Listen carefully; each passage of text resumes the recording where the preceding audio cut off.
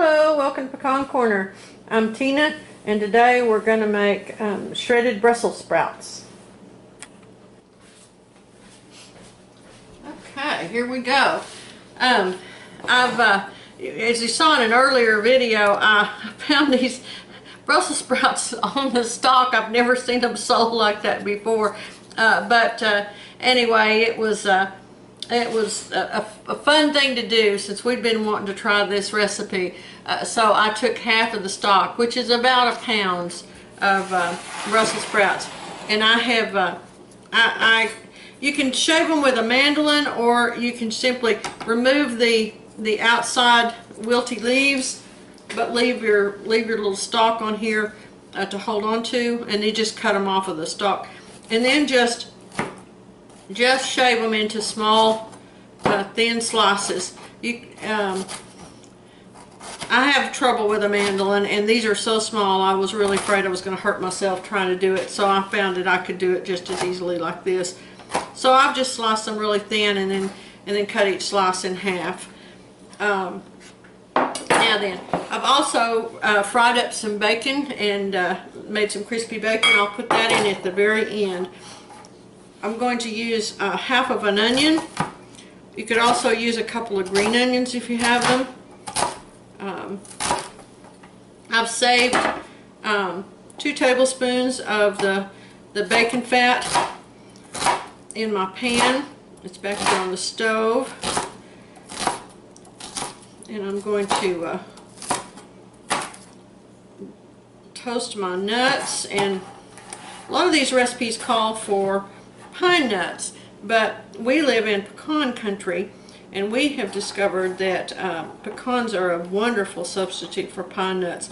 I use them in my pesto, and I'm going to use them in this today. These cut up here, these are from our tree that Paul shelled out last winter. And I put them in the freezer. I vacuum pack them and put them in the freezer, and they'll keep indefinitely that way. Which is a good thing because, well, it was winter before last, because this past winter we didn't have any crop. Pecans, they call them God's crop because you never know whether you're going to have a good crop or not. And they're on and off again, and it's very unpredictable. And it doesn't really have much to do with whether you had rain or not. It's just an oddity. So all right, there they are. Now then, I'm going to move the camera, and we're going to go over here and start cooking. Okay, I'm going to turn my fire on here. I think instead of those, I want those tongs I was using with my bacon. I think I want a spoon, so let's get us a spoon out here. All right, now then, I'm heating up my oil. I'm going to toast my nuts. This was about a 1/4 cup of pecans, maybe a little bit less.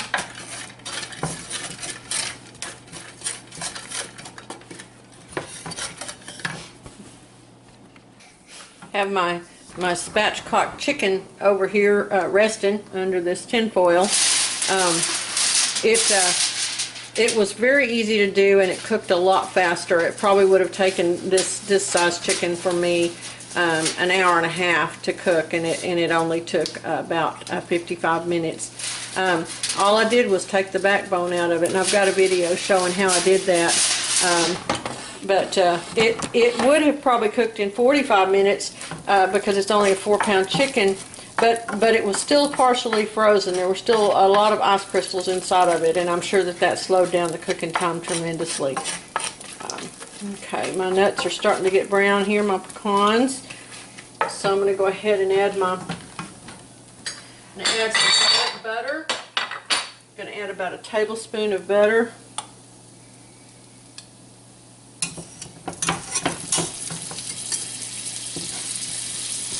These little Brussels sprouts, when I was growing up, I never ever ate them anyway except with cheese sauce on them, boiled with cheese sauce. And I don't remember anybody, where I grew up in Oklahoma, I don't remember anybody growing them. Now my dad has grown them down here in Texas, but I guess when we were growing up that they didn't, that they weren't that popular.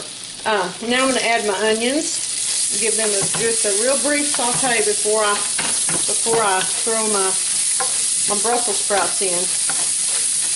And but anyway, so I remember the family buying them frozen and serving them with cheese sauce over them. Well, now, you know, we eat them roasted. We toss them in olive oil and roast them in the oven. And now finding these like this, we can find them fresh in the grocery stores.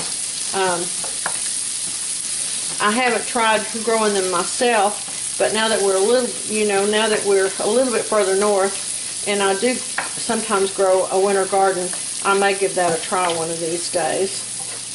Let these onions kind of get a little bit soft before I throw those in. But you treat them just like you would a baby cabbage, which is what they look like.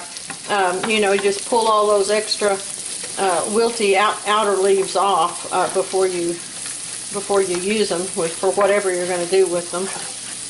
And okay, that's coming along. I'll be right back.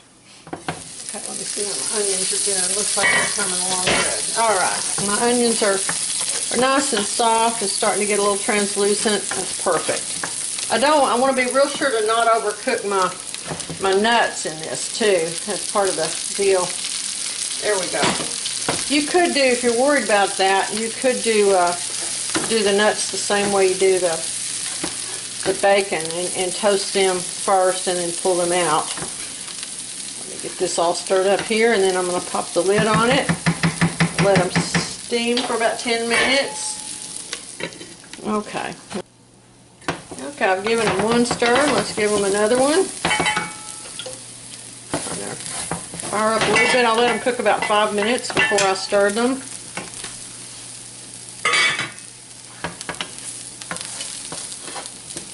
So they've got a little bit of color on them where they were there. They look great. I haven't ever cooked these before, so I'm going to have a little taste while they continue cooking a little bit so that I can see if I think they're done.